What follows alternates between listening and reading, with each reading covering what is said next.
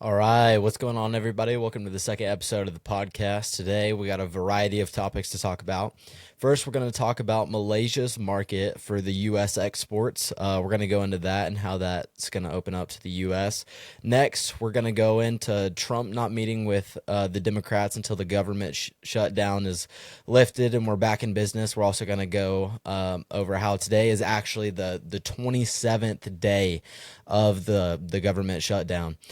Next, we're gonna go into the heist at the Louvre. I mean, guys, I genuinely didn't think this big of a theft and this big of a crime could even happen in today's society because there's so many cameras, so many security measures. But apparently, the Louvre had a lot of flaws, so we're gonna go into that. Next, we're gonna go into men and women's sports and how it could negatively affect, women's sports because they gotta have a safe space to be able to compete with one another. And we're gonna go into some ideas of what that could look like. And then next, we're going to go into Minnesota Supreme Court actually upheld the decision to keep men and women's sports. So, I mean, that was kind of crazy, but not surprising. Next, we're gonna go into how the NFL is actually more political than sports entertainment. Uh, Guys, America's sport, like their entire sport, is football. Like everybody I know, almost everybody I know, loves to watch football. So we're gonna go into that and the commissioner's decision to keep Bad Bunny for the halftime show. Next, we're gonna go over the mass shooting that was actually thwarted at an airport potentially. That you got to see the how the Atlanta police dealt with that man. It was actually done very well in my opinion. And then last but not least, we're gonna go into two sports. First, we're going to talk about the UFC Eye Poke against Tom Aspinall and Cyril Gahn. That was very disappointing. Let me tell you, I waited 4 hours to see the main event, and then unfortunately, they had to have it a no contest because somebody decided to get their hands knuckle deep in somebody's eye. Cyril Gahn. And then next, we're going to talk about the Duke versus Tennessee game. And not to mention, I mean, Bozer, like 24 points and 23 rebounds. Like, are we kidding me? You almost had a triple double second game, and it was only an exhibition. Let's go, boy. Like, let's go. All right. So, first, we're going to dive into. Actually, I'm pretty sure this is .gov website. So, they're actually talking about the trade deals between the United States and Malaysia. So we're actually going to pull that up real quick for everyone to see. So this could honestly, I think this is one of the most historical things that's happened in a long time. So right here, it says the United States and Malaysia agreed to a historic trade deal that will open up Malaysia's market for the U.S. exports. Malaysia will eliminate or reduce tariffs on nearly all U.S. exports and allow non-discriminatory or preferential market access for the U.S. agricultural and industrial goods. I mean, guys, what are we doing? This is great for the U.S. Not only could this be another line for America as a source of revenue. But I mean, for crying out loud, it says Malaysia will eliminate or reduce tariffs on nearly all U.S. exports. Guys, that's amazing. Like, I'm sure that they won't eliminate it, but even if they reduce the tariffs, like that's great. That's more money that we can spend on other important things. I mean, we're gonna go into the government shutdown, but for crying out loud, we kind of need other money for the government shutdown right now because I mean, this just seems like such a big win for the U.S. And even though that we're in the midst of like this potential ugly trade war with China, I mean, we need wins like this. I pray that President Trump will continue to fight for freedom in the U.S., but also fight for equality for the U.S. because we've been getting ripped off for years, and I just think it's insane that we've been at such a loss for such a long time, and people are having a problem with us coming back. And then it also says Malaysia will address a range of non-tariff barriers to ensure that the U.S. exports can access its markets. For example, Malaysia will end its discriminatory practices for U.S. motor vehicles, meaning that the U.S. vehicles can compete on a level playing field in Malaysia's market. Guys, that's insane. That's great for U.S. companies such as Ford. That's actually so great for us. And then next it goes on to say Malaysia will also recognize U.S. Regulatory oversight, ensuring that U.S. agricultural products can be exported to Malaysia without burdensome and duplicative regulatory requirements. Guys, that's great. I mean, we're moving in a direction where the U.S. is becoming more independent and more strong on our own.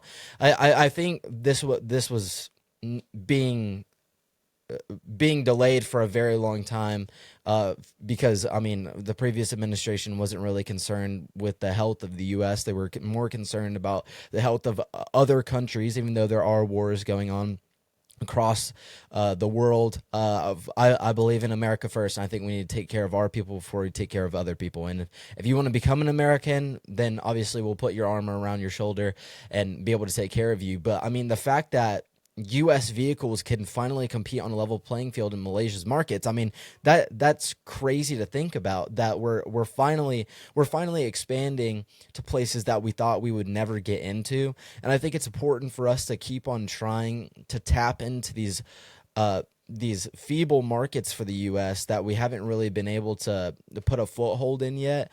So, I mean, soon, hopefully, we'll be able to actually meet with other countries as well that we're feuding with and be able to get a foothold in there too. I mean, for crying out loud, whoever thought we would have gotten into Malaysia's markets? I mean, that's just a win in of itself, and I pray that we can continue to do good, because I mean, the fact that we were ripped off for so many years and that people viewed the U.S. as like not an enemy, but like it almost feels like they're kind of jealous of us. And I think it's important that we continue to walk down this. I mean, let's look here some more. It's United States. Oh, let's go. The United States and Cambodia agreed to a trade deal that will provide U.S. exports with unprecedented access to Cambodia's markets. I mean, guys, we're breaking into so many markets right now. It's actually insane. The fact that our president is actually able to be gone for a week and actually being productive instead of going on a giant marketing scheme. I mean, that's great. That he's actually doing something for the U.S. Cambodia has agreed to eliminate all tariffs on U.S. goods, including food and agricultural products, and industrial goods, meaning that the U.S. exports to Cambodia will not face a duty. I mean, that's so great. I mean, I think he's coming back soon. I think he's been gone for 4 or 5 days, I believe, or 3 or 4. But I mean, the fact that in 3 or 4 days he's been able to get these 2 agreements done. I mean, right here it says a historic trade deal. I mean, yeah, that's so great for us. Like, we'll actually be able to get some income from other places as well that have not wanted U.S. products. So, I mean, that's great. And then we'll move on to this one. The United States and Thailand agreed to a framework for an agreement on reciprocal trade, which will address tariff and non-tariff barriers for agricultural products and industrial goods. Under that framework, Thailand will eliminate tariff barriers on approximately 99% of goods. 99. I don't know why 100, but 90, hey, we'll take what we can get, covering a full range of U.S. industrial and food and agricultural products. I mean, let's go. That's really big. That's good for the farmers. I'm glad that we'll actually be able to be able to have some food over there. That'll be good. The United States and Vietnam. Oh, let's go. Agreed to a framework for an agreement on reciprocal, fair, and balanced trade. That's I'll continue reading, but I think it's important to note that, I mean, maybe they're really trying to get it in with Vietnam, because I mean, for other people, they didn't explicitly say these specifically 3 words: reciprocal, fair, balanced. So I think we need to pay attention to that. Hopefully that doesn't fall through in the future, but it looks good right now. So we'll start over. The United States and Vietnam agreed to work on a framework for an agreement on reciprocal, fair, and balanced trade, which will address tariff barriers for U.S. agricultural products and industrial goods. Under that framework, Vietnam would provide preferential market access for substantially all U.S. industrial and agricultural exports to Vietnam. I mean, that's great. That's so great. And here they talk about some of the numbers. These groundbreaking deals include up to 3.4 billion annually in U.S. LNG purchases through multi-year agreements for Petronas, I don't know how to say that word, Petronas in Malaysia.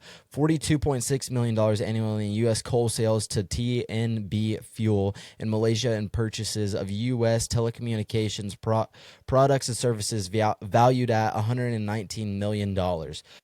Oh, let's go. Purchase of 30 Boeing aircrafts plus a purchase option of 30 additional aircrafts. Purchase of U.S. semiconductors, aerospace components, and data center equipment for an estimated value of $150 billion. I mean, guys, this is great. And even the title right here, I skipped over it, is Enhancing the U.S.-Malaysia Relationship. President Trump and Prime Minister Anwar announced transformative deals that would deliver billions into the U.S. economy. I mean, guys, what more can you ask for? We actually got a president that is actually caring what the U.S. economy is doing and how it's performing. I mean, he was in the first time and he did good in that, but I mean, he came in the second time. I mean, we're not even a year up, and he's doing so much for the U.S. I mean, the fact that in 4 days, an estimated value of $150 billion is gonna be able to come to the U.S. I mean, that just screams winning for the United States. I mean, we could keep on reading this on and on. I mean, it says right here, the United States and Malaysia signed a memorandum of understanding on critical minerals, which will lead to the expansion of trade and investments in critical minerals, including in exploration, extraction, refinement, manufacturing, recovery, and recycling. This will create new opportunities for the U.S., Malaysia, and for U.S. and Malaysian companies. Open up alternative markets for critical minerals and help diversify global critical mineral supply chains. I mean, guys, what more could you ask? I mean, we're getting so much done. In 4 days, our president has seemingly done more than President Biden or whoever was running the White House in 4 years. I mean, let's go. This is such a big win. I think we're going to continue to see President Trump do big wins for this. I mean, as I mentioned a second ago, and probably in the last podcast, I mean, we're not even a year into President Trump's presidency or his second presidency. I mean, this is such a great opportunity for not only the U.S.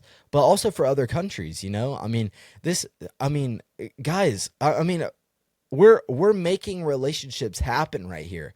We're actually doing something productive with the U.S. And I think that if we keep going down this road and the U.S. doesn't get pulled into any type of war, any major wars, I mean, this could potentially next year.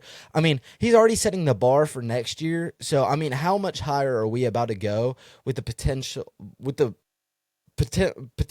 tariffs that, I mean, they're still being ruled in court right now, but imagine those get opened up and we're able to actually continue to like go down this road. I mean, think of how much more income for the US we could get and how many more jobs that we could create by dealing with these, or not dealing with them, but making deals with these countries that haven't allowed the U.S. to be in their markets before. So, you know, I think this is a good opportunity. I think we're going to continue to see some good work that's going to happen. All right, next we're going to go into the Trump not meeting with Democrats. But first, I want to go specifically over the government shutdown. I mean, guys, if I'm not mistaken, we're in day 27 of the shutdown. So let me pull it up for y'all. According to U.S. Today.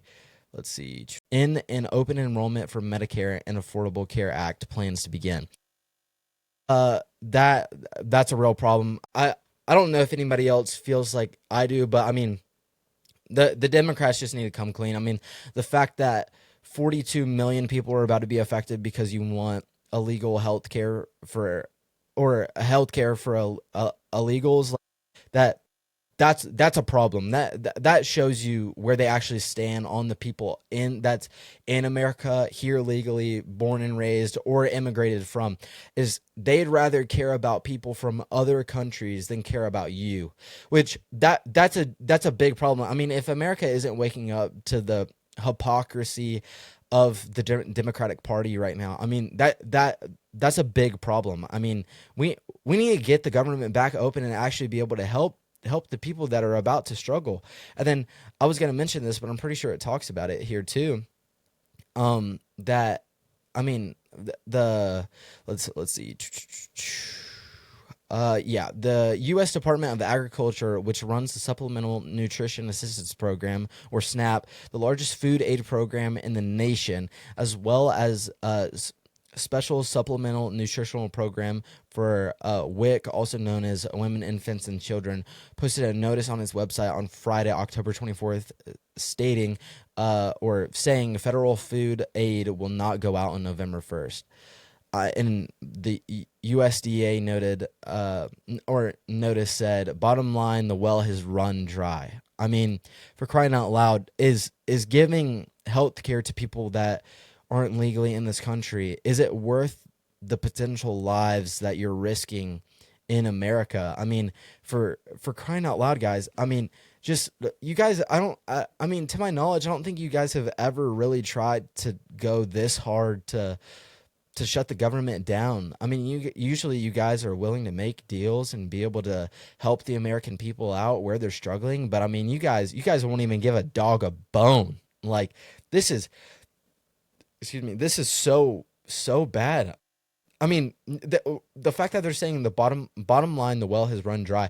I mean, guys, that should be an indicator that Americans that actually need governmental assistance are in trouble, and they really need your help right now. So I would politely ask the people that are not allowing the government to reopen, can you please try and work out a deal for those who are actually struggling? Like, I have friends that this will probably actually very much hurt them, and family members that this is going to hurt them. So I would ask that you would please just like look deep and at least try and figure out a solution for these people, especially for WIC. I mean, there's so many people, children and single mothers that need help from the government to be able to afford groceries. And I just think it's kind of insane that, I mean, I honestly think that you probably won't open up the government and something massive is going to have to happen.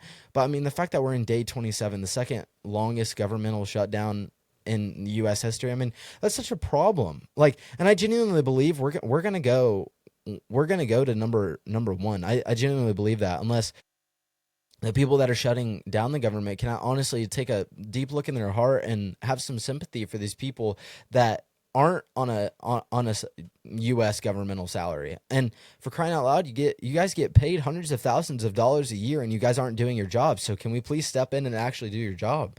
I mean, that's crazy. And most of these things that are going underway are Democratic founded subsidies, like, or not subsidies, government funded like help, or, oh my gosh, Democratic governmental assistance. Thank you for finally speaking. Okay, sorry.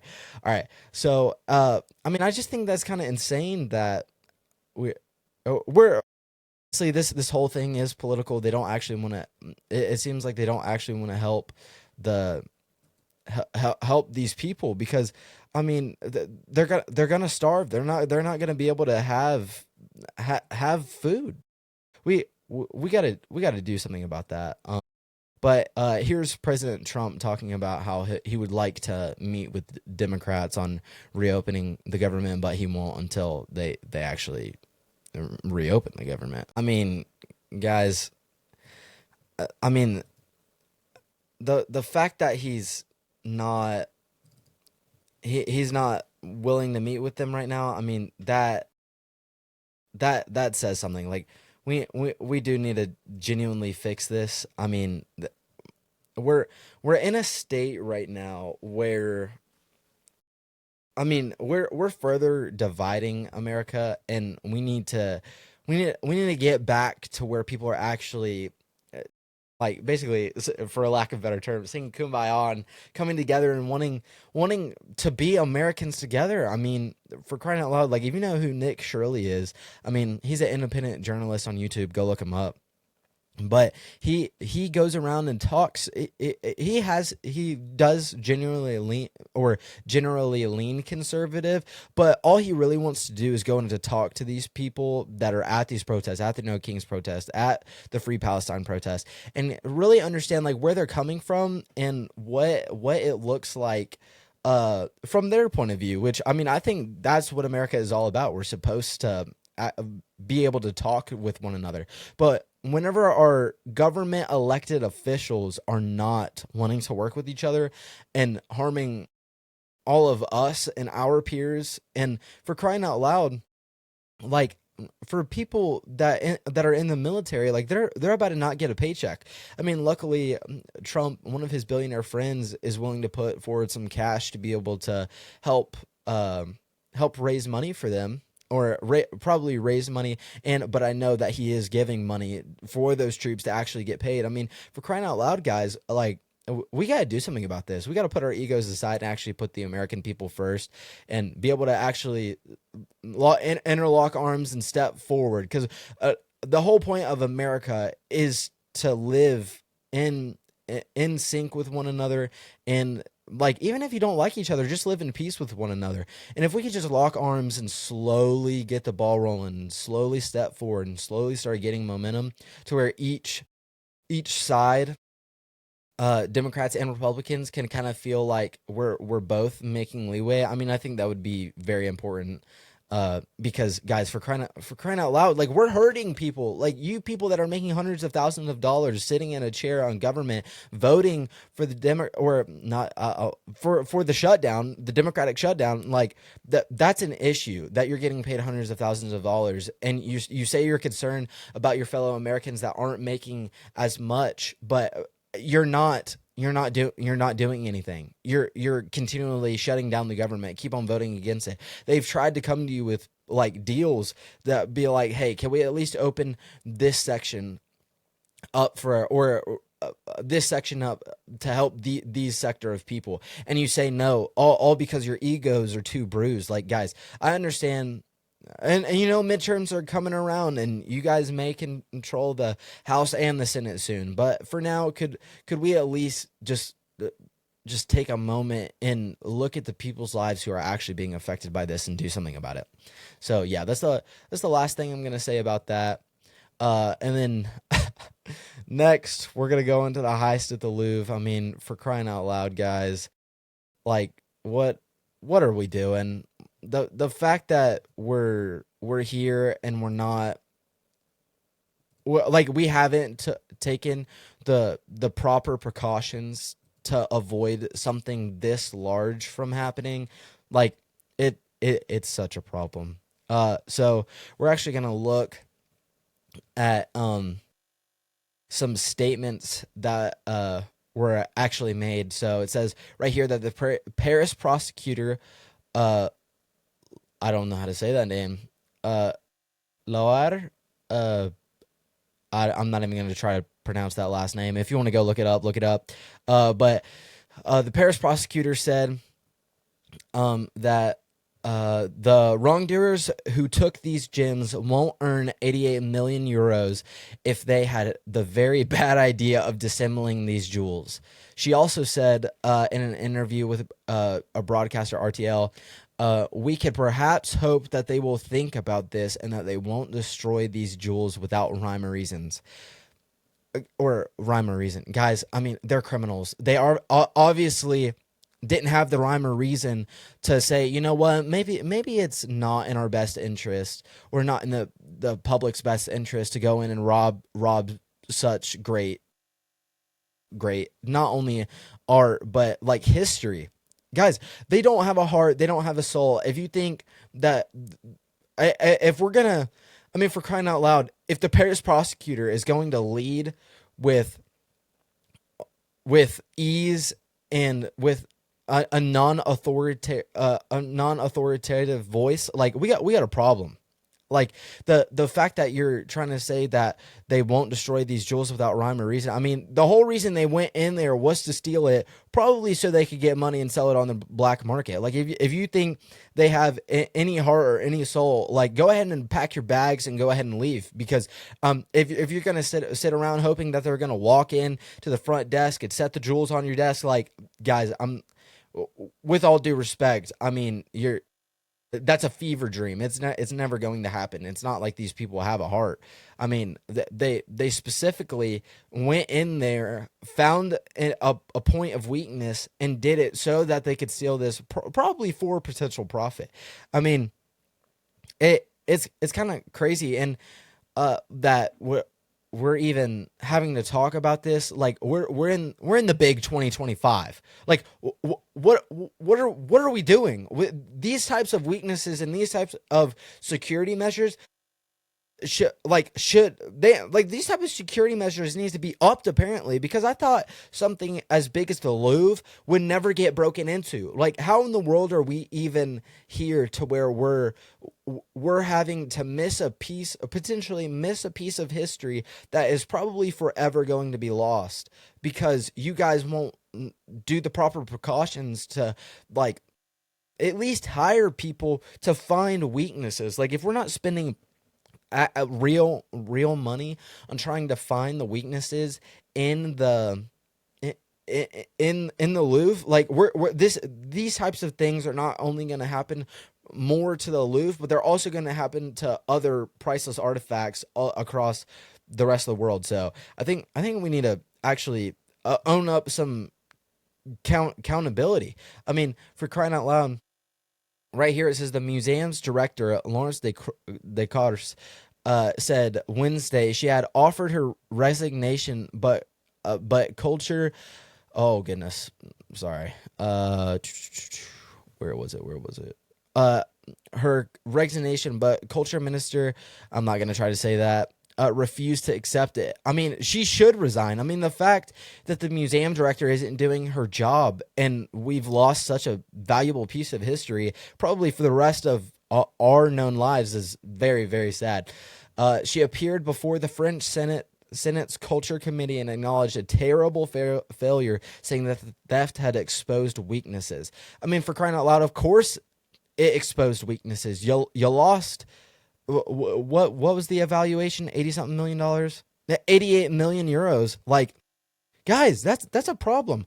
We need to take serious accountability for where we're actually standing, because I mean, we got to do better. I mean, the fact that this was even able to happen in the big 2025 is kind of crazy, and the fact that you're trying to lead with, like, peace is actually kind of sad. I mean, I think you need to step down and let somebody in office who is actually going to go hard on this and actually chase after those criminals and do whatever they can to try and to get this priceless, well, it does have a price on it, but anyway, priceless piece of history back in the Louvre, because it's very frustrating. I'm gonna move on. I can't keep talking about it because I could talk about it all day.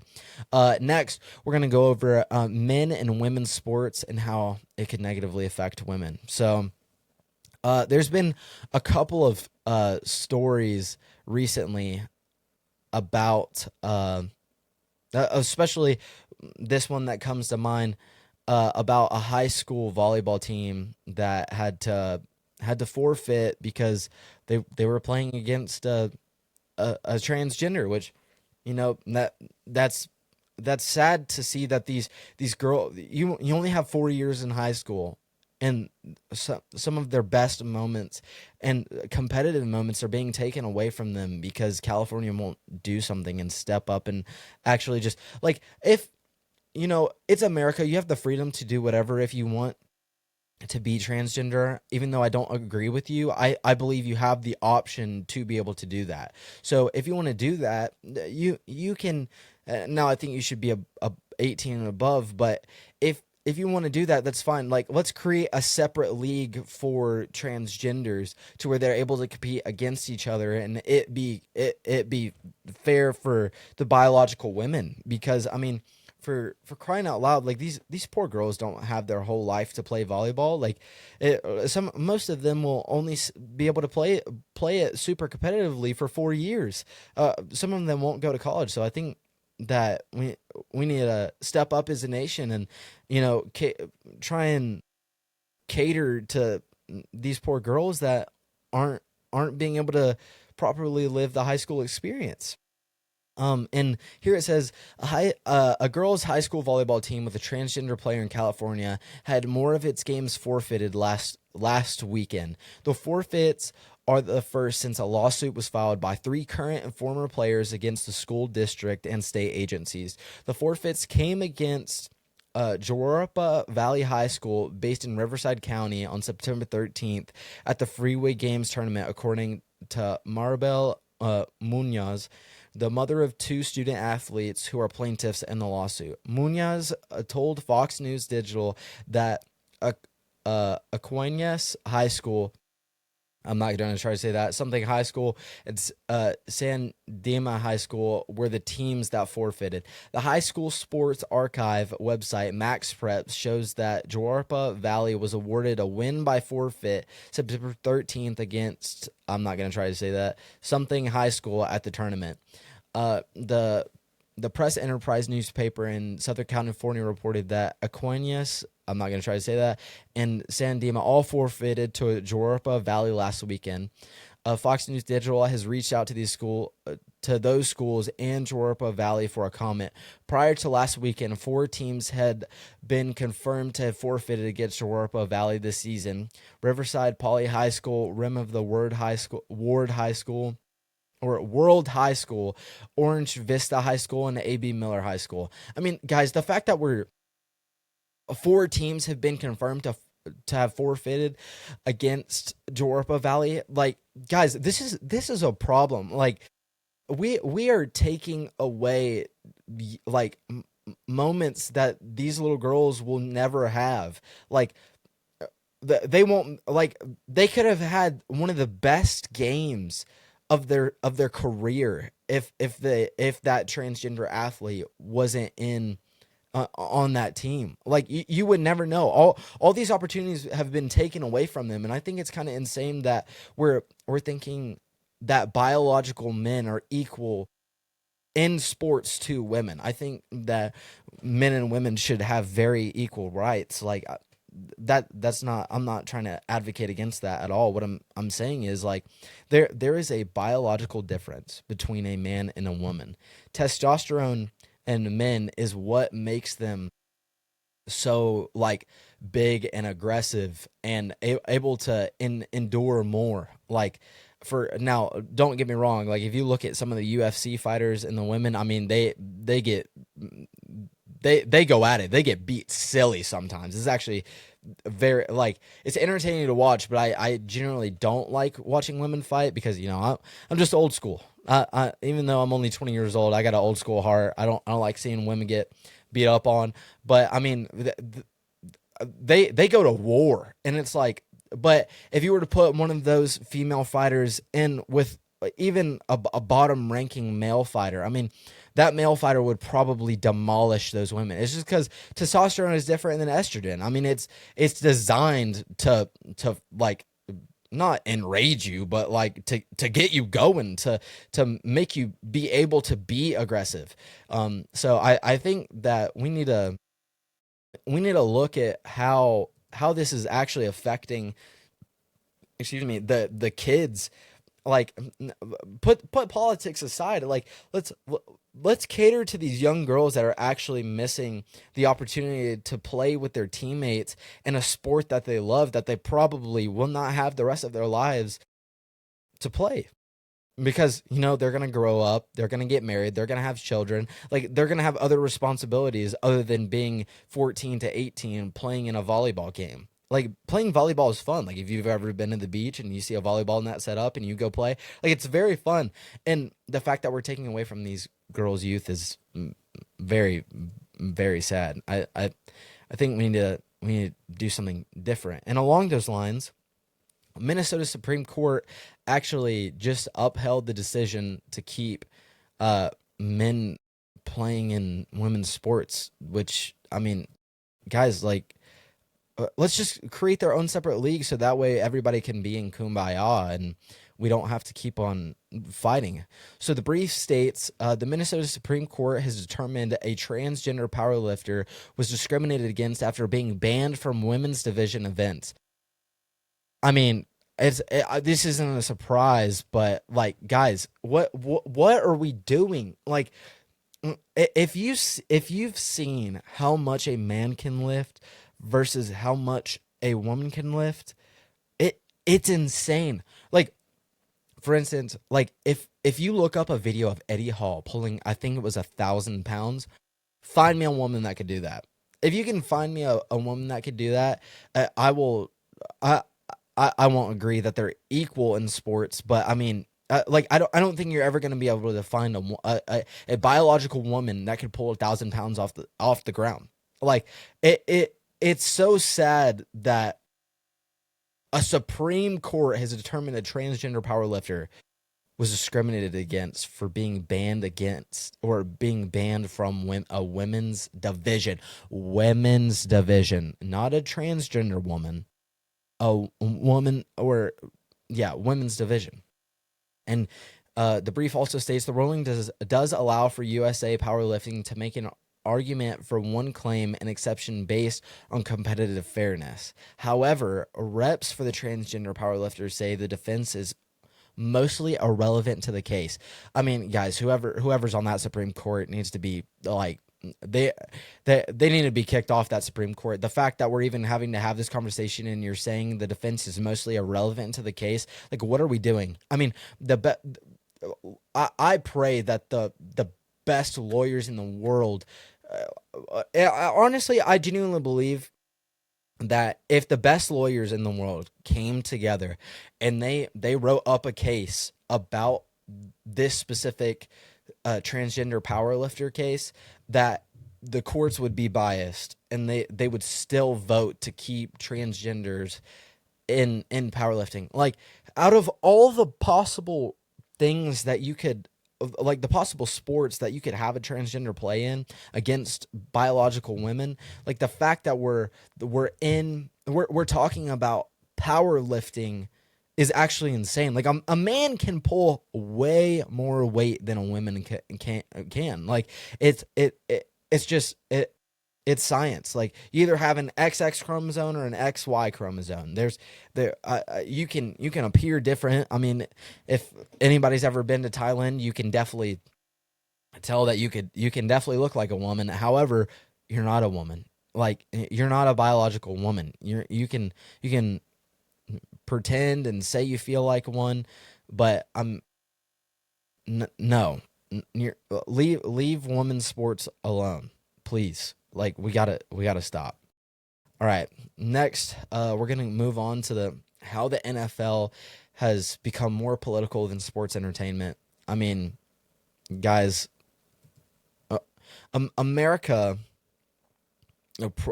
it's probably its biggest sport is or football, and like I know a lot of people care about college football. That's a very, very big like crowd that loves that.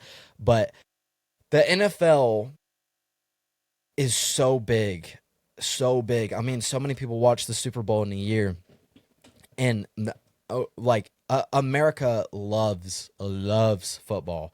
And whenever you're getting somebody to come perform the halftime show at the Super Bowl that does not love America, how do you expect the people from America to react? Like, I understand if you're trying to broaden the audience of the NFL and getting such a big artist as Bad Bunny, a Puerto Rican artist as Bad Bunny, to come to the U.S. to perform. But I mean, one thing that I have beef with Bad Bunny about is he stated that he was not going to tour in the U.S. because he was afraid that his shows would get raided by ICE and that it would ruin them and cause traumatic memories for the people that didn't get taken away. But like, for crying out loud, like this guy has stated that that was one of the reasons he didn't want to tour in America, and then he's coming to America to perform probably the biggest event for America, like that's recurring every single year,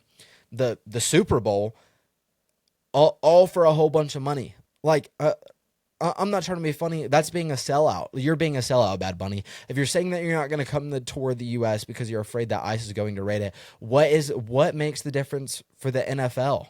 Like, what if you have to go to Texas and your show gets raided there? Outside of it, ICE comes and bans and pulls, not sadly, pulls fans from the streets. Which, I have a very hard time with like thinking of the actual individuals getting taken back, because most people are they're just looking for a better life, and I hate it that they came here illegally and they're facing those consequences.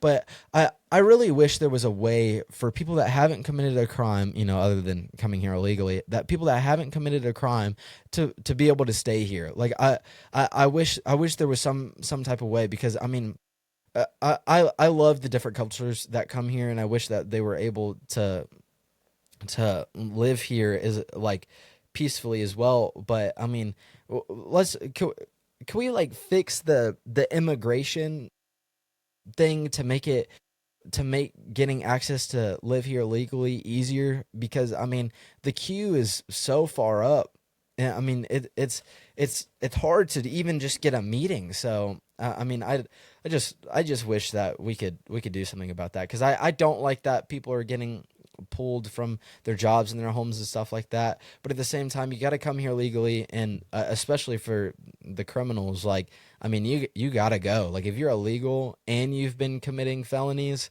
like, you have to go. I mean, we already have enough crime in the U.S. We don't need more of it.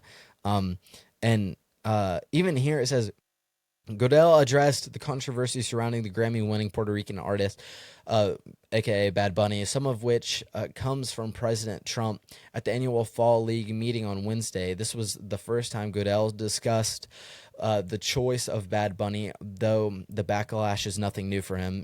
It stated, "It's carefully thought through," Goodell said of the decision-making process for the halftime show. Quote, "I'm not sure we've ever selected an artist where we didn't have some backblow or criticism. It's pretty hard to do when you have literally hundreds of millions of people that are watching," end quote. That's insane. You are even admitting that you have hundreds of millions of people that are watching the NFL, and you're picking somebody that does not love what the U.S. stands for. Like, it's horrible. I think Goodell needs to have a sit down. Whoever is talking him through this and saying that this was all okay, I mean, they need to go over this. This is actually insane that we're having somebody come perform for arguably the biggest event that is year round, the Super Bowl or just the Super Bowl in general. But the fact that he hates America and he's selling out for all the money that you're giving him is actually insane. I think it's poor on the NFL's part and poor on the Bad Bunny's part for being a sellout. Because I mean, for crying out loud, like, you look at Pardon the Interruption. I mean, they've been all types of political for a while now, but definitely for the past 4 years. I mean, it's just kind of crazy that the NFL, the commissioner, it is now being more political. Like, this should be about football and what the fans actually want to see, and not what your buddies that are millionaires and billionaires want to see. Because I mean, your actual core audience of the NFL is not millionaires and billionaires. It's the people that work hard, that work 60 to 80 to 100 hours a week trying to provide for their family, that sometimes can not even afford presents for the children because they're so caught up or trying to pay the bills. Like, for crying out loud, like, please just actually listen to your audience for once. Like, nobody wants to see Bad Bunny, and the fact that he's probably not even going to perform in English. Like, last time I checked, you know what? Let's look it up right now. Let's look it up right now. What percentage of the U.S. speaks English? Approximately 70. This is AI overview for Gemini. Approximately 78% of Americans speak only English. Oh, only English at home, while 22 speak a language other than English at home. So 78% of Americans only speak English at home. That is crazy. That is actually ludicrous. Like, if that, let's round up, that's 80%. So you're telling me that 80% of the people that are about to watch the Super Bowl aren't going to be able to understand what the halftime show is saying. Like, I'm not going to lie, I'm turning it off. Depending on who's in the Super Bowl, I might even not watch it this year. But I'm definitely not watching the halftime show. If Bad Bunny is performing, I was at a Hispanic restaurant the other day, and there was this rap song that came on. I didn't understand, but it was really good.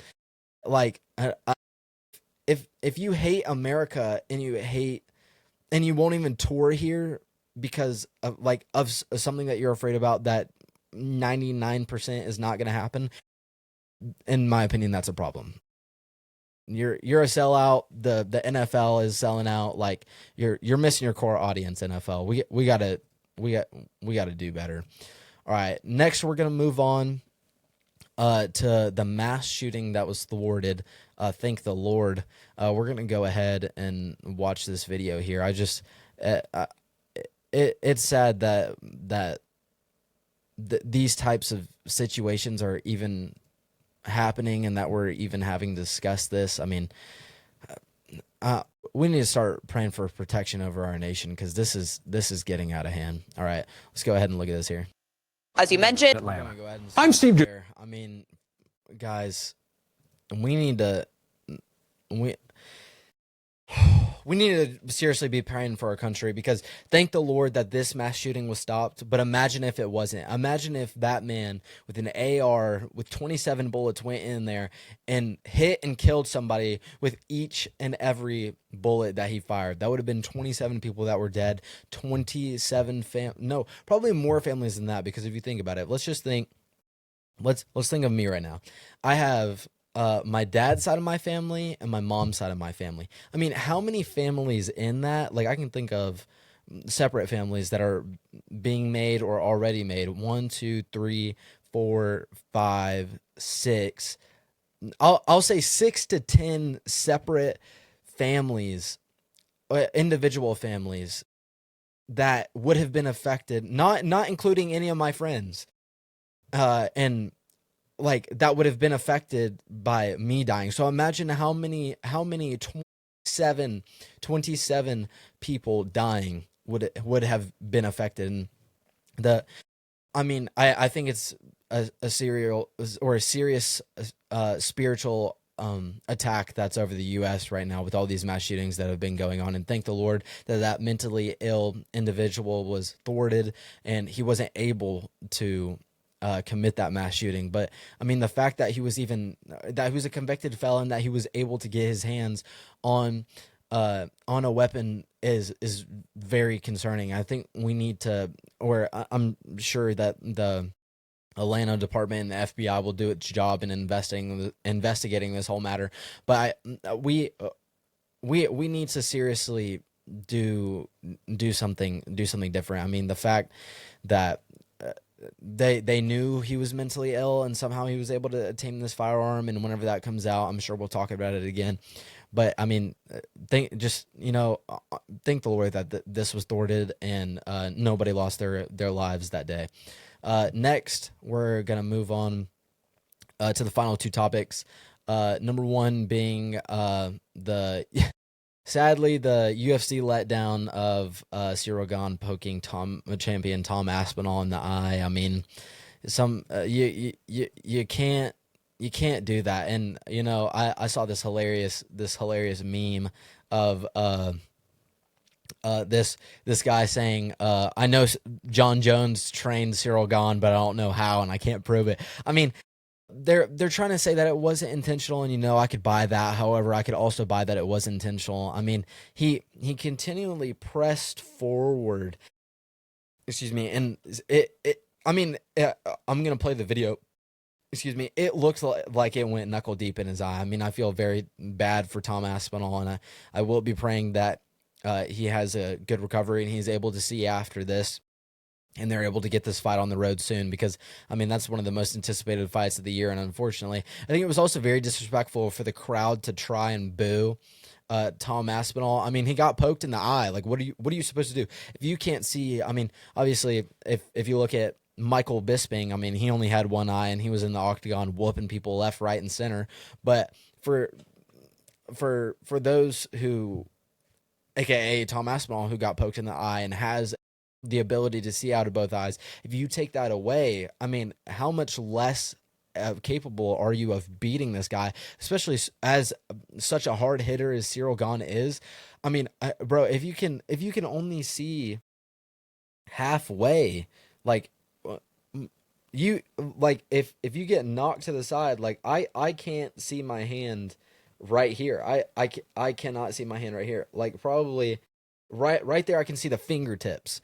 And if you can't see somebody's hand flying towards your face to try to KO you, like, how are you supposed to continue to fight? I mean, that I don't think that's fair for the fan base to boo him. So let's go ahead and take a look at that here. The double, like, what are you seeing when you try to open your eye? I can hardly open my eye. For crying out loud, like, that's insane. I mean, I do believe that it was intentional. I mean, you can say what you want. You could argue it both ways, but I mean, he was poking him. I didn't even notice that until I rewatched it again. But he does have a double poke. He hits him right here and pushes in knuckle deep. And then on the other eye, I mean, he's kind of just moving his eyelid. But I mean, that's a big problem, and hopefully next time, because I'm pretty sure he already got warnings about his eye pokes too, and he continued to eye poke him. So then he ruined the whole main fight, and then he's gonna go over in a corner and sulk and get on the ground and just look at the ground and be like, oh, how sad, I'm so angry. And yeah, Cyril Gahn and Tom Aspinall, that first round was looking good. I honestly think it could have gone either way, 10-9. But I mean, Cyril Gahn already had Tom Aspinall bleeding from the nose. I mean, what more do you want? I mean, that was a great first round, and we weren't even out of the first round yet, and that happened. So that was such a shame to see, and I hope they'll be back, hopefully as early as December. Honestly, hopefully early as November, like during Thanksgiving or something. Like, I want to see that go rolling. But yeah,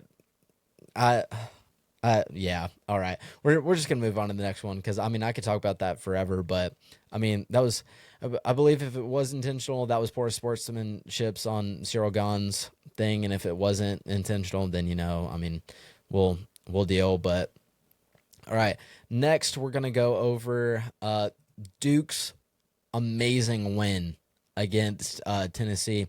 It was a really close game. It had me stressing. I was watching it the entire time. And guys, I mean, for crying out loud, I mean, the Boozer twins, they're a great duo. I mean, if we're going to talk about the main man himself, number 12, 24 points and 23 rebounds, that's ridiculous. He did so much this game. Last year, I mean, I loved Cooper Flagg. I loved that whole starting five. They were just so good and connected so well with each other. But one critique that, and I'm sure that Cooper Flagg will get better. I mean, I was one of Cooper Flagg's biggest fans, but like, one of the critiques I would have is towards the end of the game, he would be gassed out. And I don't know if that was, I mean, everybody's built different, but his endurance was towards the end of the game. I mean, they worked him like a dog, but I mean, he started to get slow and sluggish.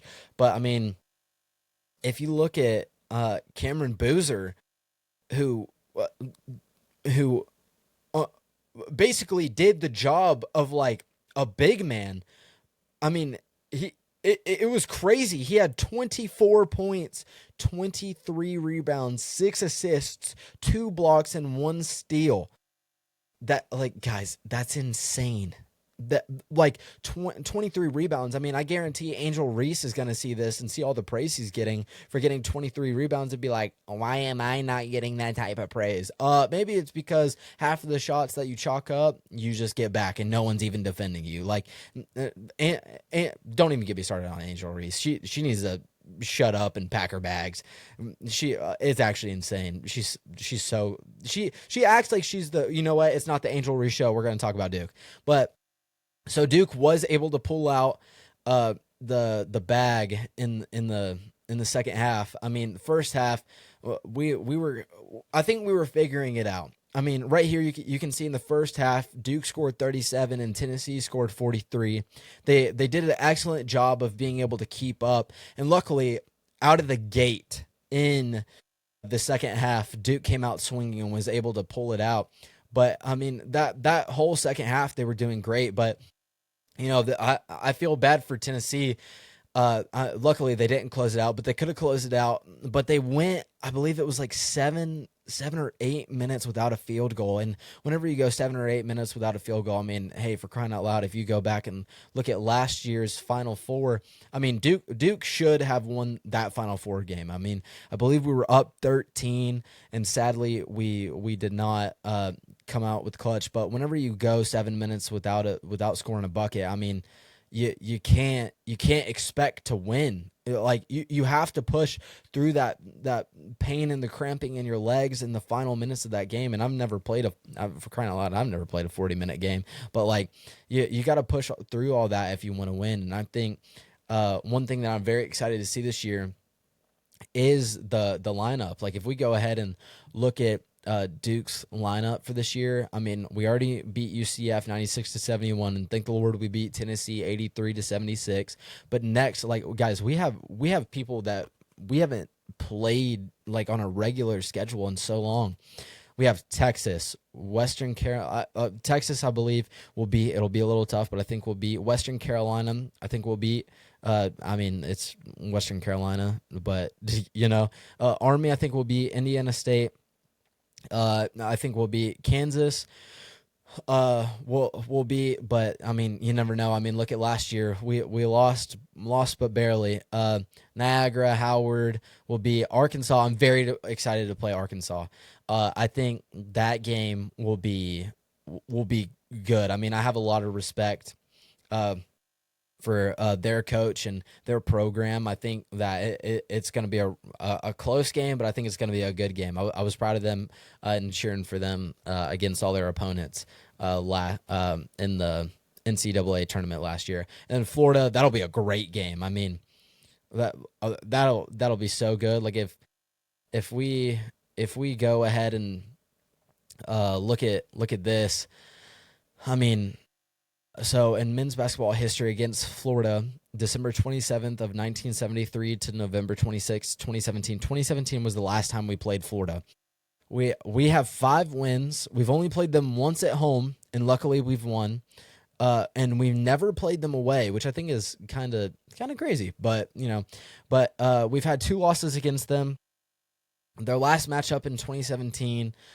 They actually won the first half, I believe. Yeah, they won the first half. Duke scored 49 and Florida scored 53. But luckily in that game we closed it out. Barely. Only won by 3 points, but we closed it out.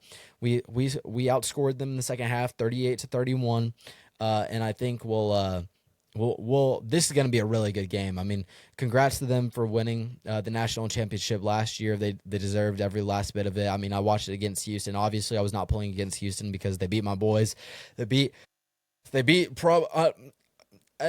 I'm only 20 years old and I wasn't able to see all the great people that came before. Obviously, I've seen some of the clips, and I've seen some of the games, but I mean, the last year's team was the best team I think I have ever seen in Duke basketball history. I mean, I'm sure all the people that came before me will and able to watch some of the historic and monumental people that played for Duke will obviously argue against me, but I mean, last year was such a masterclass of team synergy, like the passing last year. And I think that's one thing that Duke really focuses on is ball movement. I mean, if you go watch the Tennessee game back, you can even see that the ball movement in that game was otherworldly. Like, and obviously they can do better, and they're going to do better. Shire is a very demanding coach, and I think that is what is needed for the Duke men's basketball program.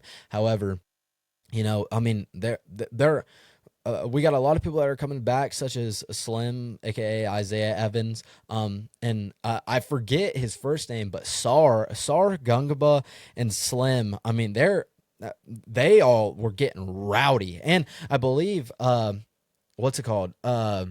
Foster. Like those four were like bumping each other on the chest, like giving them hard daps. Like they were in it to win it last night, and thank the Lord we pulled out the win against Tennessee. But yeah, I'm excited to see where the Duke men's basketball team is going to be able to go this year. I think we're going to be able to do good. So, all right, I'm going to go ahead and pray to end out the podcast, and y'all have a great rest of your day. All right.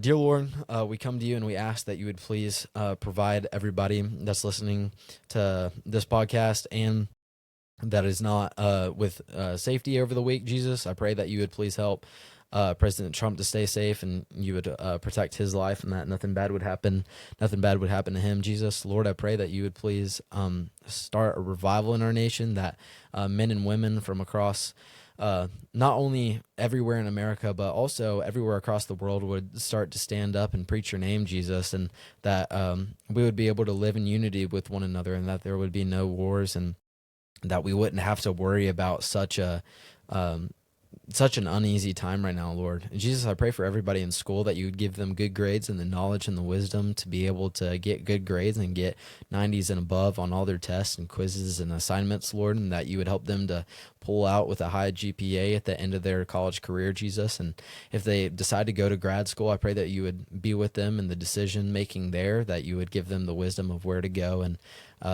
even if it's sending them far away, Jesus, that you would protect them and give them the knowledge and the wisdom of how to handle that. And yeah, amen. Guys, thank you so much for joining us today.